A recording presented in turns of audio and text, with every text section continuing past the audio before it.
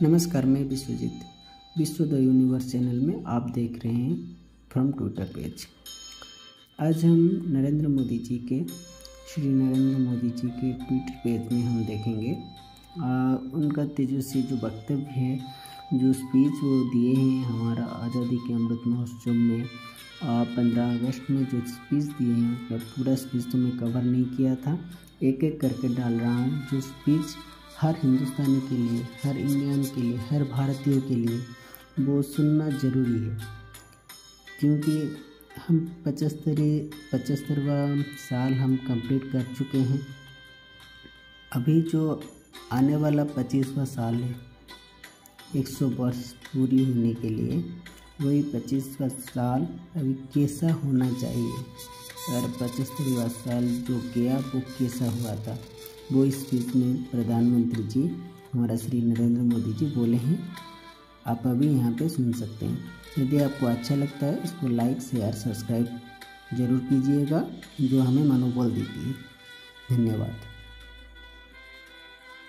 आज जब हम आजादी का अमृत महोत्सव मना रहे हैं, तो पिछले 75 साल में देश के लिए जीने मरने वाले, देश की सुरक्षा करने वाले, देश के संकल्पों को पूरा करने वाले,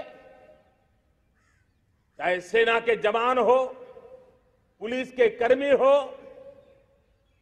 शासन में बैठे हुए ब्यूरोक्रेट्स हो, जनप्रतिनिधि हो, स्थानीय स्वराज की संस्थाओं के शासक प्रशासक रहे हो, राज्यों के शासक प्रशासक रहे हो, केंद्र के शासक प्रशासक रहे हो, 75 साल में इन सबके योगदान को भी आज स्मरण करने का अवसर है और देश के कोटि कोटि नागरिकों को भी, जिन्होंने 75 साल अनेक प्रकार की कठिनाइयों के बीच भी देश को आगे बढ़ाने के लिए अपने से जो हो सका वो करने का प्रयास किया है। मेरे प्यारे देशवासियों, 75 साल की हमारी ये यात्रा अनेक उतार चढ़ाव से भरी हुई है। सुख दुख की छाया मंडराती रही है और इसके बीच भी हमारे देशवासियों ने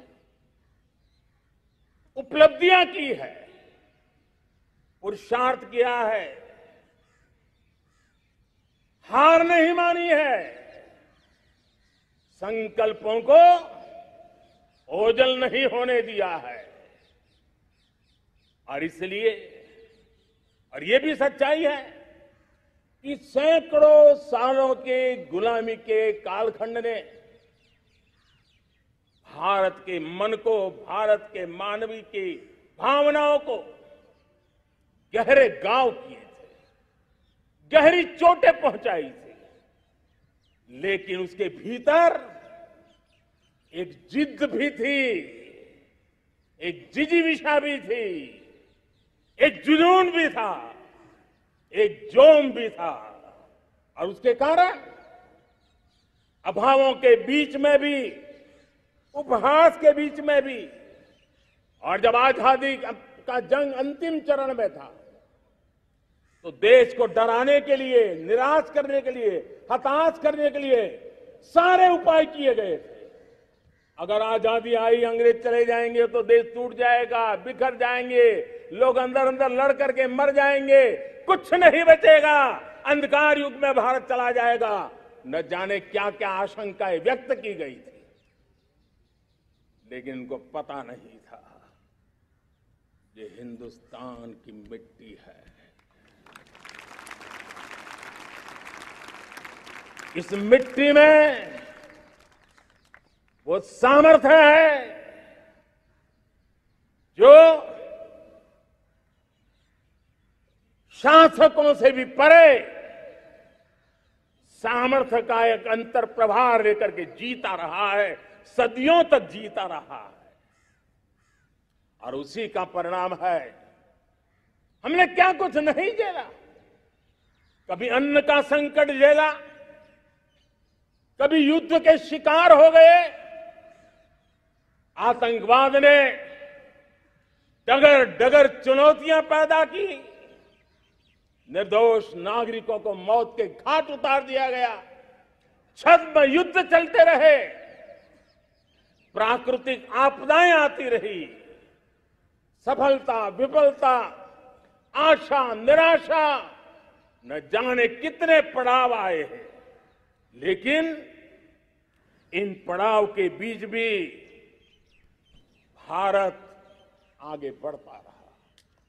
भारत की विविधता, जो औरों को भारत के लिए बोझ लगती थी, वो भारत की विविधता ही भारत की एक अनमोल शक्ति है, शक्ति का एक अटूट प्रवाह है। और दुनिया को पता नहीं था कि भारत के पास एक इनहेरेंट सामर्थ्य है, एक संस्कार सरिता है, एक मन मस्तिष्क का विचारों का बंधन है, और वो है भारत लोकतंत्र की जननी है, मदर ऑफ डेमोक्रेसी है। और जिनके जहन में लोकतंत्र होता है, वे जब संकल्प करके चल पड़ते हैं, वो सामर्थ्य दुनिया की बड़ी बड़ी सल्तनतों के लिए भी संकट का काल लेकर के आती है। ये मदर ऑफ डेमोक्रेसी, ये लोकतंत्र की जननी हमारे भारत ने सिद्ध कर दिया कि हमारे पास ये एक अनमोल सामर्थ्य है।